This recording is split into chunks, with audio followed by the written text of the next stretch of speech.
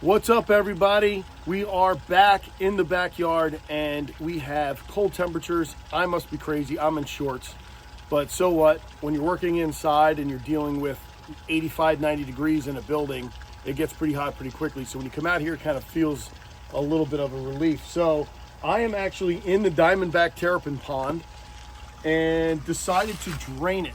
Now, as I stated in previous videos, we have times in the winter time, which now we're going into December, we're almost there, where we have to drain ponds because the water needs to be replenished. We need to do water changes to make sure that this environment stays healthy for them through the winter because they don't have the ability to bask. They don't have the ability to come out and dry themselves out and show me if they're sick. It's kind of, if they do get sick, more than likely they might just perish at the bottom of this pond. So we try to prevent any of that from happening. We haven't had any problems really. The terrapins have been doing great. We have a lot of leaves at the bottom. Now I will leave some of them just because they want to feel less stressed and they need more cover. They get down in there and they burrow and they kind of escape the sunlight. They close their eyes, they don't really look around. But they do move around still. These terrapins are active. They will move around in the wintertime, but just slowly. There's a sloped ramp here. It's so important to have something like this. And it's all stone. And the reason why is because they need something when the water temperatures get lower, they can't swim well. Okay, so they're moving almost in slow motion, right? So when they do that, they need a ramp of stone to cling on to bring themselves to the top and get air when they can. Now, obviously, yes, these turtles can hold their breath as they store it, even in their butt. They store oxygen. They can actually make it through the winter under ice or even for several months at a time, not have to come up and get air. But it's good to give them that option. Every once in a while, they will come up and get air, even in January, February. Now, since they can't bask, I want to have you keep in mind, mostly in the winter or right after a water change, in the spring and fall, we'll do salt. So we add the salt into the water because it conditions their shell. It also helps a little bit with leeches. I don't think we have much of a leech problem in this pond specifically, but I don't see any. I haven't seen any this year, so hopefully that's not the case.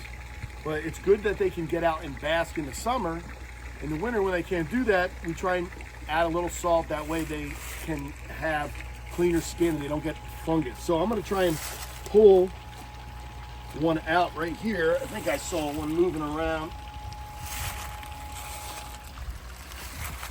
Yeah, there we go. So here is a female, nice adult. Oh, we do have a leech. Look at that.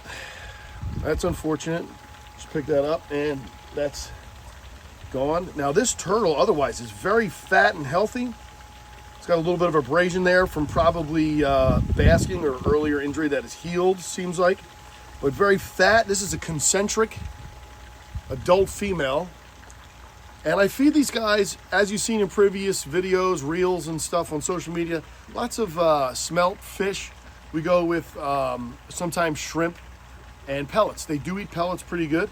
They will eat Missouri turtle diet. And there is a handful in here. I believe there's between 20 and 25. I don't know off the top of my head. And they are all breeding. And they will actually come up. I made a little mound over here. It's hard to see with all the leaves, but it goes up a little bit for them to lay eggs. Now, if they ever have an issue where they don't lay eggs, I will take them out and move them into another pond or enclosure where that gets a lot more sun, because this pond is a little bit more shaded. And we're going to try and do something about that this spring. We're going to cut down some branches to give a little bit more sunlight. Instead of cutting down trees, I'd rather just cut down branches and just give them more access to sun. But we have a lot of leaves here, so we're gonna have to try and clean some of this up just a little bit. I wanna leave some so they can feel comfortable. You can see this turtle, even though it's only 40, maybe 5 degrees, this turtle is still moving. You see, eyes are open. It's probably like, what are you doing? But we're gonna put this one down. Now the males are, I don't see any males. They are smaller. They're only like maybe this size that are in here. And there you go. And here's one right here. Look at how much smaller this turtle is. Now, you can see by the way this turtle shell is, the way it was raised early in its life was not quite proper, but it's starting to shape up a little bit nicer out here in the outdoor pond. It's always important, guys, to put your turtles outside the best you can. But you can see this shell is kind of different too. So this is not a concentric. This is a regular normal phase northern. And you can see this this shell here is kind of rigidy, a little bit of pyramiding almost going on, which is not as common in turtles as it is in tortoises. So, but this is a beautiful young male, and probably not quite doing it for us breeding wise, but there are other males in here that are larger that are. But this is about the size that they get when we put them out here in this pond. As far as males, they want to be at least 4 inches. Females, we tend to go maybe 5 inches. But let's put this one back down right here. There's a log of some sort. Let's pull that out. See if there's any more down in here. Now it's hard for me to get down in here unless I have my, here we go, here's another one. And I'm glad that I reached out and grabbed this one, because yes, this one has leeches too, which we will also do another video on the removal of leeches and travel around the different enclosures and check on all the turtles. This one here is not as fat as the first one, but it should be fine through the winter. We only have a few months, end of March, early April, these guys will be back up and eating. This one's got its eyes closed, and it seems like it just wants to go to bed. So we'll put you back down in the water. All right, now what I have here in this pond is I have a pump at the bottom, and I do this with all my ponds. I plug it in, pumps the water right out. I unplug it, I turn the valve, the water fills right back up. It's a very easy process, and I know a lot of people don't think of it, and they think, oh, I got to drain my pond, so I got to drop a pump in there. And yeah, it's a lot cheaper if you have one pump and you go around to different ponds and just pump them out one at a time. But I just say, hey, screw it.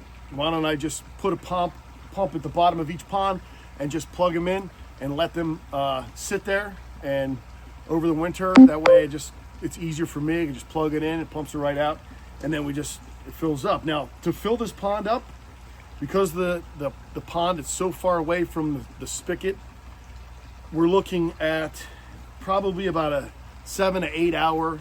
It doesn't come out real strong here. And this is about 4 feet, a little bit deeper. So there is like a foot of stone and leaves, and then it's about 3 more feet up. So it's about 4 feet deep for these guys. The other pond over here, there's a red belly pond, that's 5 feet. So some of them are a different depth, but we have to make sure that we give these guys something that's relative to what they see in the wild as far as water depth, and also, again, sunlight and water clarity. That's why we add a little bit of salt too, to condition their shell. They are found in brackish water, but even if they're raised in fresh water, they'll be fine. However, we do know that they do get fungus very easily, so when that happens, you got to either dry dock it or you got to add salt. So back here behind me this is the pump. This is the one that pumped out. This is another pump which actually creates a splash. So it's key to have a pump water out and create a fountain which prevents the ice from freezing all the way across. We have to have a hole in the ice at all times. So what I do is I have this pump running up, and it's just exploding up high. A little bit of splash will get out, and but it's not really an issue.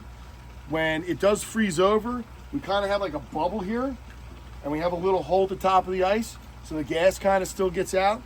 But the oxygen flow, guys, is key. I can't stress that enough. With all the turtles and all the ponds, we got to have oxygen flow. We got to have splash. The only thing is you can't have splash everywhere. We got to still be able to let them dry dock when the weather's suitable for that. We have many pumps that work in different ways. Some of them are in streams, Like this one over here, we got 2 streams, so it kind of creates some rapids. Down there's 2 little waterfalls, so that kind of creates a splash. But this one here is set up differently. It's a smaller pond, so we're doing what we can and working with what we have, and hopefully these guys will do great this winter. Don't see any issues, and they'll continue to breed. But guys, here we have it, the Diamondback terrapin pond in the winter. Let me know what you think in the comments. If you have any questions about Diamondback terrapins, feel free to leave them in there. And I appreciate you tuning in, and hope you guys have a reptastic day.